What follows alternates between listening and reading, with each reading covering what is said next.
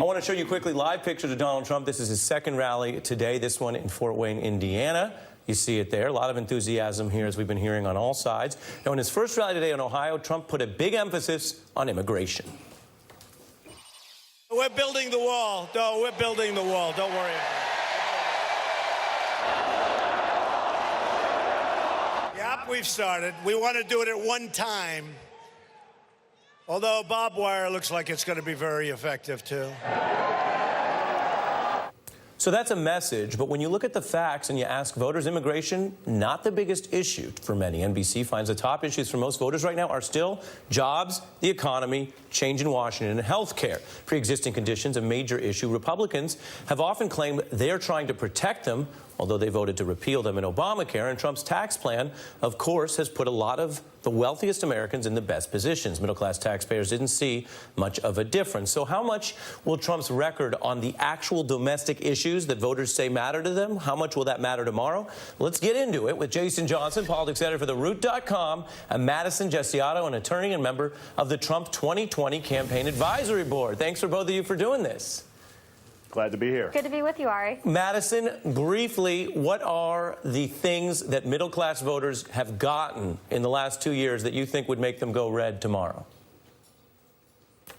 The one thing that I talk to people across this country about repeatedly when I travel on the campaign trail is the economy. They feel that they've been able to experience quantifiable results that have directly impacted their lives as a result of President Trump's economic policies. Their wages have increased, their taxes have decreased. A lot of them have gotten jobs, and not just any jobs, but good jobs. They're making more money. They've gotten more money back in with the tax cuts.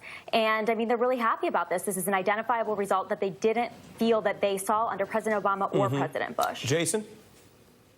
Yeah, that's not true. So here's what happens with the economy.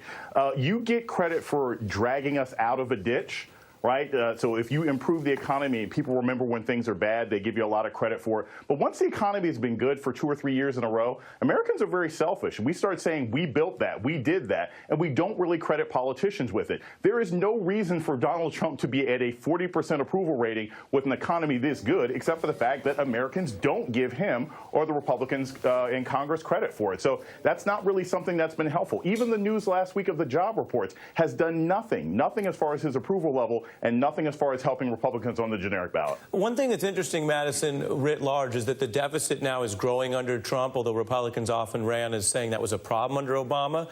I spoke with someone I think you know, a sort of a colleague of yours, Anthony Scaramucci, and he conceded under questioning that this is a problem and it is somewhat hypocritical. Take a look. They ran saying deficits were a problem under Obama. Yes. Now they're growing the deficit. Yeah. Isn't that wrong? That's wrong, but that's a hypocrisy of the swamp, okay? Does it hurt Republicans, do you think, tomorrow to have what your colleague there calls the hypocrisy of the swamp, a rising deficit, when they said they were going to do the opposite?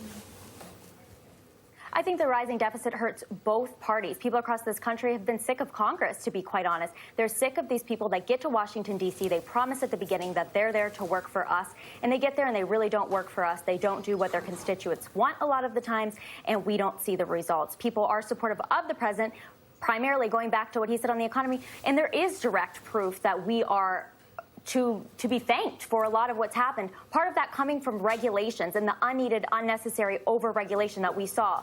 When President Barack Obama left office, there was over 99,000 pages in the Federal Register of Regulation. The question is about the growing deficits. But I want to respond to what he said. Right.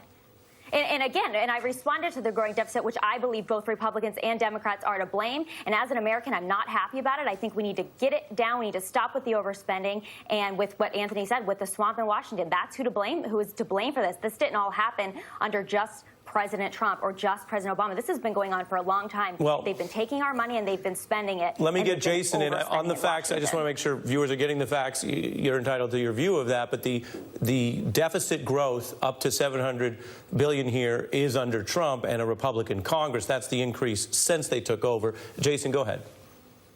Yeah, so, and the deficit doesn't help. It shows the hypocrisy of the Republicans, and Trump was supposed to do something about the swamp. But even most of their economic and tax policies haven't helped. The Republican tax plan hasn't been that beneficial. It hasn't been something that's moved the voters. Look, if you make a good steak, you don't have to wrap it in bacon, right? So the Republicans passed this tax plan, and it doesn't go anywhere. So then you had Trump 2 weeks ago saying, wait, we're working on another tax plan to cut taxes by 10%.